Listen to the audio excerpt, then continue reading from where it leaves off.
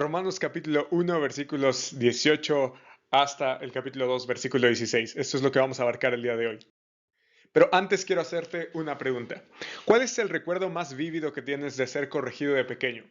Quizás fue una amonestación verbal, quizás fue otro tipo de corrección, pero ¿cómo te sentiste en ese momento? Quizás no fue de tu agrado, quizás dijiste, bueno, pues la verdad es que yo considero esto una injusticia, etcétera, etcétera, etcétera. Pero es que nuestro sentido de justicia estaba un poco desalineado y ahora nos sentimos respecto a esa disciplina, si fue justa, como bueno, me hacía sentido, me castigaron y me corrigieron porque realmente hice una maldad. Entonces, a medida en la cual nosotros vamos creciendo en madurez, comprendemos cuáles son las consecuencias de nuestros actos y cuál es el verdadero castigo que merecían esas acciones. Y precisamente esto es lo que va a tratar Pablo en estos versículos que vamos a estudiar hoy. Fíjate cómo comienza el versículo 18. Porque, ¿te acuerdas cómo dijo en el capítulo 1, versículo 16 y 17? Solo dos versos antes. Porque no me avergüenzo del Evangelio, pues es el poder de Dios para la salvación de todo aquel que cree. Ahora, la pregunta es, oye, ¿por qué necesitamos el Evangelio? Porque la ira de Dios se revela. Fíjate que ya no la justicia salvadora de Dios, ya no la justicia fiel de Dios, sino que su ira. Ahora, esta ira no es una ira caprichosa como la que tenían los dioses paganos. No es como que de repente Dios haya dicho, bueno, ahora me las van a pagar, hoy amanecí de mal humor y no tengo con quién desquitarme, así que van ustedes. No, en realidad la ira de Dios en la escritura es una ira que tiene que ver más con su carácter justo y amoroso, su carácter santo. Debido a que Dios es santo, y es un juez justo además, Él no puede dejar impune el pecado. Entonces la ira es la reacción inevitable de un Dios santo hacia algo que perturba su bondad, su santidad, su justicia, su verdad. Entonces esa ira se revela o se muestra desde el cielo, donde Dios está, contra toda impiedad e injusticia. Fíjate que aquí Pablo ocupa dos palabras. Impiedad tiene que ver con nuestras acciones hacia Dios. Es una palabra que tiene connotaciones religiosas, que tiene connotaciones con nuestra conexión con lo divino. Entonces, hemos fallado verticalmente hacia Dios. Pero la injusticia tiene que ver con algo que no es correcto en términos horizontales, con mi prójimo, la injusticia. Entonces, hemos fallado a el mandamiento de amar a Dios con nuestra impiedad y hemos fallado al mandamiento de amar a nuestro prójimo con nuestra injusticia. Entonces, por estos motivos, debido a que hemos fallado en amar a Dios con nuestra impiedad y hemos fallado en amar al prójimo con nuestra injusticia, es que Dios revela su ira contra los hombres, que con injusticia restringen la verdad. Oye, ¿qué verdad? Pero lo que se conoce acerca de Dios es evidente dentro de ellos. Es decir, el hombre tiene una conciencia de la existencia de Dios. De esto platicamos en nuestro curso de cómo defender tu fe. Pues Dios se lo hizo evidente. Porque desde la creación del mundo, sus atributos invisibles, su eterno poder y divinidad, es decir, el hecho de que Dios es Dios y que además tiene el poder de crear el mundo, se han visto con toda claridad. Fíjate las palabras, evidentes, toda claridad, siendo entendidos por medio de lo creado, y esta es la explicación, de manera que ellos no tienen excusa. ¿Quiénes? Los impíos y los injustos no tienen excusa porque ellos saben que hay un Dios y saben que hay un orden de la creación. Entonces ellos no pueden decir, oye, yo no conocía a Dios, nadie me dijo, realmente no había pruebas suficientes y por eso me porté como si no hubiera Dios. No, la realidad es que todos saben que hay un Dios, pero en realidad viven como si no lo hubiera. Y esta es la parte central del argumento de Pablo. Pues aunque conocían a Dios, no lo honraron como a Dios. Claro, conocían en un sentido de sabían que existía. No lo honraron como a Dios ni le dieron gracias. Ahora, en tiempos antiguos la ingratitud era como una especie de pecado capital. Era un pecado social, o una falta, perdón, una falta social bastante grave. Si tú eras ingrato, hablaba muy, muy mal de ti. Era de las peores ofensas. Ahora piensa en que eres ingrato al creador del universo. Desde luego, la ira de Dios se va a revelar en contra tuya. Entonces, aunque le conocían, no le dieron gracias, sino que se hicieron vanos en sus razonamientos y su necio corazón fue entenebrecido. Y vamos a ver cómo esto sucede. Profesando ser sabios, se volvieron necios y cambiaron la gloria del Dios incorruptible por una imagen en forma de hombre corruptible, de aves, de cuadrúpedos y de reptiles. Entonces, la idea aquí es que Pablo está contando la historia de la humanidad que ya sabemos. Génesis 2, Dios creó todas las cosas, incluido al hombre y a la mujer, a su propia imagen, pero no honraron a Dios ni le dieron gracias porque cayeron, se hicieron vanos en sus razonamientos. Ellos querían ser sabios como Dios y se volvieron necios. Así que está volviendo a contar un poco la historia de Génesis 2 al 3. Pero después pasa una historia muy conocida por los israelitas, que es el Éxodo 32. En Éxodo 32 aparece una imagen ya conocida de idolatría por parte de Israel. En Éxodo 32 nosotros vemos el pecado de Israel en términos del becerro de oro. Así que lo mismo está pasando aquí con las personas que no conocen a Dios. La historia se repite, no hay nada nuevo bajo el sol. No le honran a Dios como Dios, ni tampoco reconocen que no tienen que hacer imágenes, sino más bien cometen la tontería de adorar a la criatura antes que al Creador. Por lo cual, es decir, por esta razón, por su impiedad, por su injusticia y por su idolatría, principalmente por su idolatría, Dios los entregó a la impureza en la lujuria de sus corazones. Dios dijo, bueno, no quieren saber nada de mí, perfecto. Entonces no sepan nada de mí. Los dejo caer en su propia inmundicia. De modo que deshonraron entre sí sus propios cuerpos. La idea es la de un pecado sexual. Ahora, fíjate que hasta ahora Pablo ha hecho ha resaltado más bien dos pecados que eran en su tiempo y en su cultura capitales, que eran la mayor expresión de pecado en las personas que no conocían a Dios, la idolatría y el pecado sexual. Estas dos cosas eran los distintivos de los gentiles a la luz de lo que los judíos conocían. Entonces, Pablo está ocupando los dos mayores pecados, los dos pecados más obvios de los gentiles, con un propósito en mente que después vamos a ver. Pero quédate con que Pablo está específicamente seleccionando estos dos pecados para que la gente diga, sí, por supuesto, es obvio. Entonces, deshonraron entre sí sus propios cuerpos, habla de inmoralidad sexual, porque ellos cambiaron. Esta es la razón. ¿Por qué viene la inmoralidad sexual en la cultura, en la gente, en las personas, en nuestra propia vida? Porque ellos cambiaron la verdad de Dios por la mentira. De nuevo, esta es la idea de Génesis 3. Ellos desobedecen lo que Dios ha dicho y en cambio obedecen la mentira de la serpiente. Y adoraron y sirvieron a la criatura en lugar del Creador, quien es bendito por los siglos. Amén. Y de hecho esto era una realidad en el contexto en el cual se desenvolvían los romanos. Los creyentes romanos se desenvolvían en un contexto donde había ídolos en representación de las criaturas, de aves, de cuadrúpedos, de reptiles. Había ídolos en las casas. Entonces piensa que el contexto de los romanos era muy similar al que está platicando Pablo. Por esta razón, Dios los entregó a pasiones degradantes, y aquí viene el pecado de la homosexualidad, porque sus mujeres cambiaron la función natural por la que es contra la naturaleza. La idea es contra la que Dios diseñó. Y los filósofos griegos, por ejemplo, decían que la homosexualidad era un pecado debido a la obviedad de los componentes biológicos que nosotros tenemos en nuestro cuerpo. El que entienda, ¿no? La tuerca es al tornillo.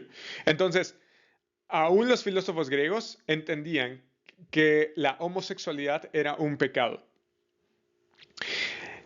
De la misma manera, también los hombres, abandonando el uso natural de la mujer, se encendieron en su lujuria unos con otros, cometiendo hechos vergonzosos hombres con hombres. Fíjate que no hay nada aquí acerca de pedofilia, no hay nada acerca aquí de relaciones abusivas, ni de heterosexuales teniendo relaciones con homosexuales.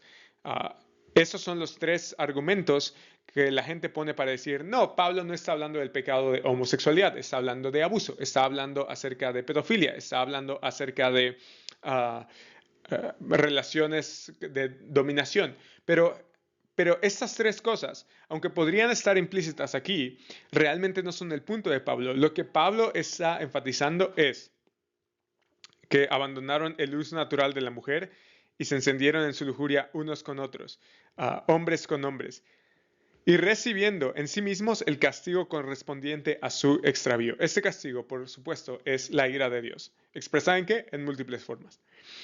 Y así como ellos no tuvieron a bien reconocer a Dios, acuérdate que ese fue el pecado, Dios los entregó a una mente depravada para que hicieran las cosas que no convienen. De nuevo Dios dice, bueno, no quieres seguir mis mandamientos, no quieres tener que ver nada conmigo, perfecto, entonces yo te dejo en tu descontrol.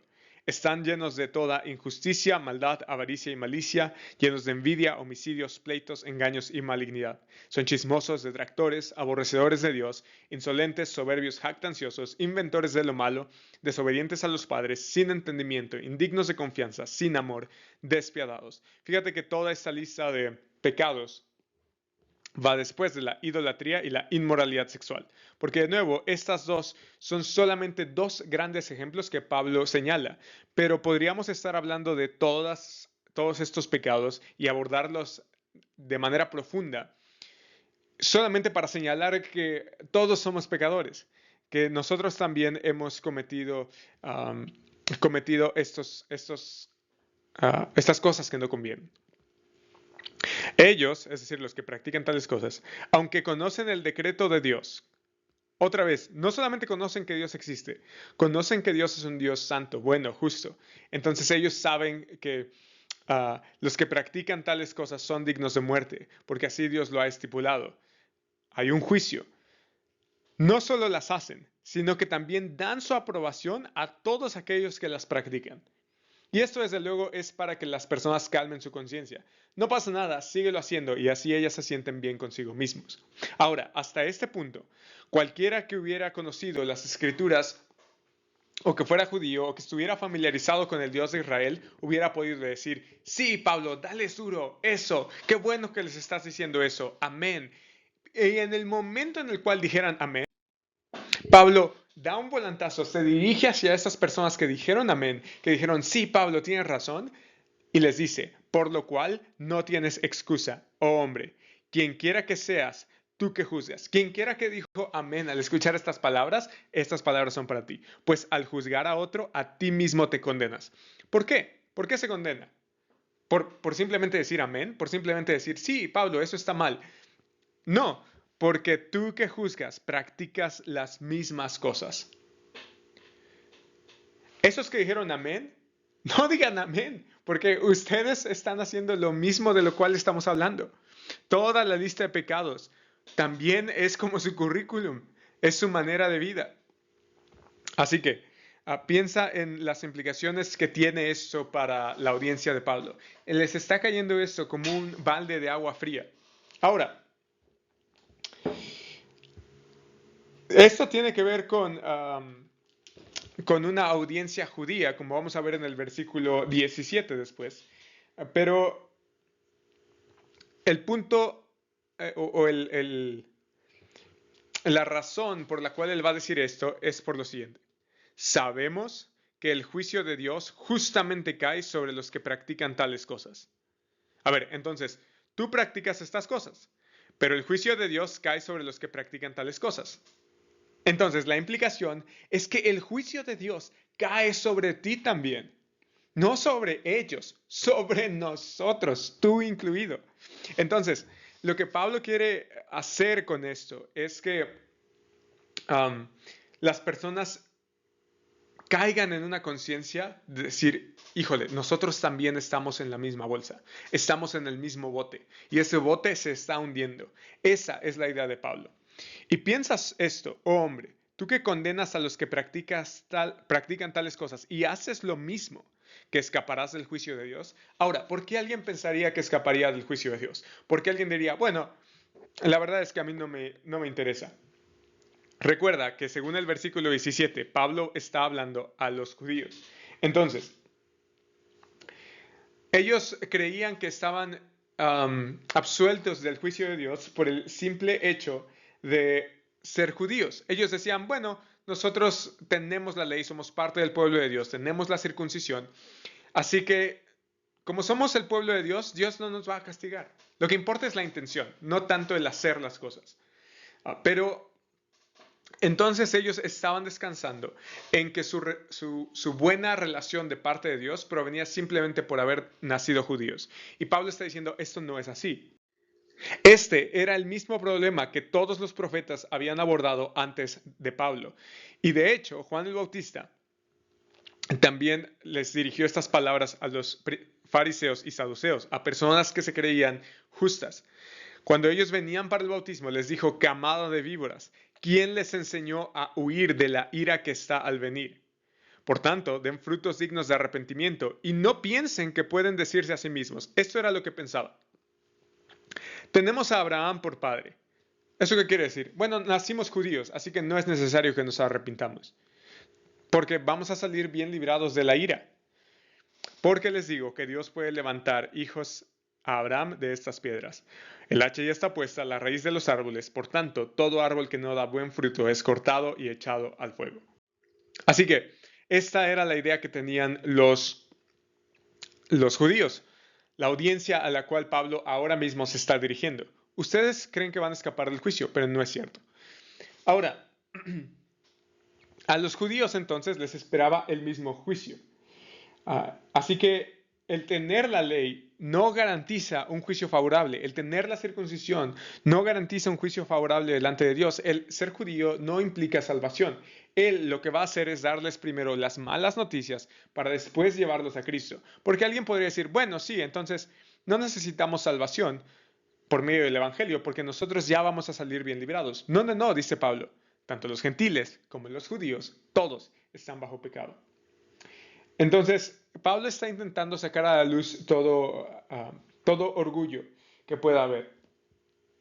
Y eso es lo que dice, que la bondad de Dios debía haberlos guiado al arrepentimiento. Y de hecho, la actitud de no arrepentirse quiere decir que tenían en poco las riquezas de su bondad y tolerancia y paciencia. Y ellos decían, sí, bueno, sabemos que Dios es bueno, tolerante, paciente, así que vamos a seguir pecando. Pero no. Por causa de tu terquedad y de tu corazón no arrepentido, estás acumulando ira para ti en el día de la ira y de la revelación del justo juicio de Dios. Justo juicio de Dios. Los judíos también iban a participar o van a participar de este justo juicio de Dios. Pero ahora pensemos, ¿qué cosa es el día de la ira? Bueno, en la Biblia, el día de la ira, o también llamado el día de Yahweh, o el día de Jehová, o el día del Señor, es un evento al final de los tiempos donde Dios va a vengar el pecado, va a derramar su... Recuerda lo que dice Romanos 1:18, porque la ira de Dios se revela en el presente. Pero en el día de la ira, esa ira va a venir sobre todos los pecadores de manera superlativa, es decir, como nunca antes. Isaías 13:6, giman porque está cerca el día de Yahweh, vendrá como destrucción del Todopoderoso. Miren, el día de Yahweh viene, cruel con furia y ardiente ira, para convertir en desolación la tierra y exterminar de ella a sus pecadores. Por tanto, haré estremecer los cielos, y la tierra será removida de su lugar ante la furia de Yahweh de los ejércitos en el día de su ardiente ira. Esas son palabras fuertes. Ezequiel 7:19. Arrojarán su plata en las calles y su oro se convertirá en cosa abominable. Ni su plata ni su oro podrán librarlos del día de la ira de Yahweh. No saciarán su apetito ni llenarán sus estómagos, porque su iniquidad ha llegado a ser ocasión de tropiezo. Y en Sofonías, cercano está el gran día de Yahweh, cercano y muy próximo. El clamor del día de Yahweh es amargo. Allí gritará el guerrero. Día de ira aquel día, día de congoja y de angustia, día de destrucción y desolación, día de tinieblas y de densas sombras, día nublado y de densa oscuridad, día de trompeta y grito de guerra contra las ciudades fortificadas y contra los torreones de las esquinas. Traeré angustia sobre los hombres y andarán como ciegos, porque han pecado contra Yahweh. Su sangre será derramada como polvo y su carne como estiércol. Ni su plata ni su oro podrán librarlos en el día de la ira de Yahweh, cuando por el fuego de su celo toda la tierra sea consumida, porque él hará una destrucción total y terrible de todos los habitantes de la tierra. Congréguense, congréguense, oh nación sin pudor, antes que entre en vigencia el decreto. Como Tamo pasará. ¿Te acuerdas del decreto de Dios, que los que practican tales cosas son dignos de muerte? Antes que venga sobre ustedes el ardor, de la ira de Yahweh, antes que venga sobre ustedes la ira de Yahweh. Entonces, en este día de la ira, Él pagará cada uno conforme a sus obras. Te voy a poner esta estructura porque estos versos están en una estructura que se llama de quiasmo. El quiasmo es una estructura donde yo tengo el pan, que va combinado con el pan, los vegetales, que van combinados con los vegetales, y la carne, que va combinada con la carne. La carne, como decimos en México, es el punto central, la carnita. Es el punto central del argumento de Pablo. Pero es una forma poética de poner cuál es el argumento central de lo que se está diciendo. Así que Pablo comienza con esta tesis. Él pagará a cada uno conforme a sus obras. Y la pregunta es, ¿por qué? Porque en Dios no hay acepción de personas. Él pagará a cada uno conforme a sus obras, a judíos por igual, porque todos estamos en el mismo bote. No hay acepción. Ahora bien, ¿cómo va a ser este juicio? Bueno, a los que por la perseverancia en hacer el bien buscan gloria, honor e inmortalidad, vida eterna. Y lo mismo dice en el 10, gloria y honor y paz para todo el que hace lo bueno, al judío primeramente y también al griego. De nuevo, es para todos. ¿Pero qué crees? Ese es el punto de Pablo. Esta es la parte central, la carnita. Lo que Pablo quiere que los judíos entiendan. Pero a los que son ambiciosos y no obedecen a la verdad, sino que obedecen a la injusticia, ira e indignación. Habrá tribulación y angustia para toda alma humana que hace lo malo, como ya vimos en el día de la ira. Del judío primeramente, también están incluidos aquí, y también del griego. De nuevo, porque en Dios no hay acepción de personas, por eso es del judío primeramente y también del griego. Ahora bien, ¿cómo es que va a ser ese juicio? Porque los judíos pudieron haber tenido la ley y pudieron haberse dado cuenta de ese juicio, así que sí están en condenación, pero ¿qué hay de los gentiles? Pues todos los que han pecado sin la ley, es decir, sin tener las palabras escritas de Dios, como todos los gentiles, sin la ley también perecerán. Y todos los que han pecado bajo la ley, por la ley, serán juzgados. Fíjate que no dice salvados, sino juzgados. Porque no son los oidores de la ley los justos ante Dios. Y los judíos dirían, ¿cómo? Claro, sino los que cumplen la ley, esos serán justificados. Es decir, ellos saldrán bien librados del juicio de Dios. Cuando estén delante del juicio de Dios, Dios va a decir, sí, efectivamente, tú eres justo, tú estás en una correcta relación conmigo. Porque cuando los gentiles que no tienen la ley cumplen por instinto los dictados de la ley, ellos, no teniendo la ley, son una ley para sí mismos. Es decir, aunque las personas no tengan la Biblia ni tampoco sepan lo que Dios quiere de sus vidas, adentro hay una obra de la ley escrita en sus corazones, que es su conciencia, y entonces su conciencia les dice, oye, eso está mal. Y aunque no tengan la ley, eso funciona como si fuera una ley dentro de ellos. Entonces su conciencia dando testimonio y sus pensamientos acusándolos unas veces y otras defendiéndolos. Fíjate que no dice salvándolos. La idea es que los defiende diciendo, bueno, o sea, esto no está bien, esto no es correcto. El día en que, según mi evangelio, fíjate, la buena noticia de Dios también tiene que ver con juicio.